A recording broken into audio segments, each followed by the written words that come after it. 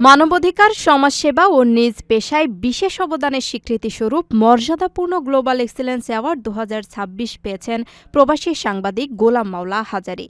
তিনি বর্তমানে জনপ্রিয় আবাসন প্রকল্প প্রবাসী সিটির মার্কেটিং ডিরেক্টর হিসেবে দায়িত্ব পালন করছেন।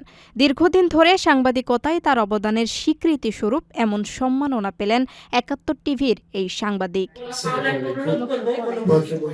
সম্প্রতি রাজধানীর হোটেল অর্নেটে হিউম্যান রাইটস রিভিউ সোসাইটির উদ্যোগে এক বর্ণাঢ্য আয়োজনের মধ্য দিয়ে এই পুরস্কার তুলে দেওয়া হয়। প্রতিষ্ঠানটির সিনিয়র ভাইস প্রেসিডেন্ট ইকবাল আলমগীরের সভাপতিত্বে অনুষ্ঠানে প্রধান অতিথি ছিলেন মৎস্য ও প্রাণী সম্পদ মন্ত্রণালয়ের প্রতিমন্ত্রী সুলতান সালাউদ্দিন টুকু। কাতারে দীর্ঘদিন সুনামের সঙ্গে সাংবাদিকতা করা হাজারী বর্তমানে প্রবাসীদের কল্যাণে গুরুত্বপূর্ণ অবদান রাখছেন। প্রবাসীদের জন্য দেশে নির্মাণাধীন প্রথম স্মার্ট ও আধুনিক প্রজেক্ট প্রবাসী সিটি বাস্তবায়নেও তার বিশেষ ভূমিকা রয়েছে। ফলে তার এই সম্মাননা প্রাপ্তির মধ্য দিয়ে প্রবাসী সিটির মুকুটেও সফলতার একটি পালক যোগ হল।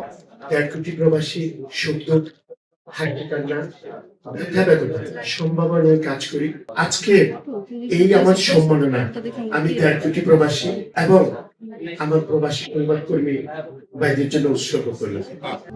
প্রবাসীদের জন্য নির্মাণ হচ্ছে দেশের প্রথম স্মার্ট সিটি, যেখানে থাকছে স্কুল, মসজিদ, হাসপাতাল, সুইমিং পুল, হেলিপ্যাড, পাঠাগার, জিম, সুপারমার্কেট, শিশু পার্ক সহ সকল নাগরিক সুবিধা। মাত্র ৩০ লাখ টাকা বিনিয়োগে মিলছে আকর্ষণীয় ফ্ল্যাট। প্লাটিনাম ইনভেস্টরদের জন্য ঢাকা বিমানবন্দরে ভিআইপি প্রোটোকল সুবিধা। বিস্তারিত জানতে যোগাযোগ করুন স্ক্রিনে দেয়া হোয়াটসঅ্যাপ অথবা ইমো নাম্বারে।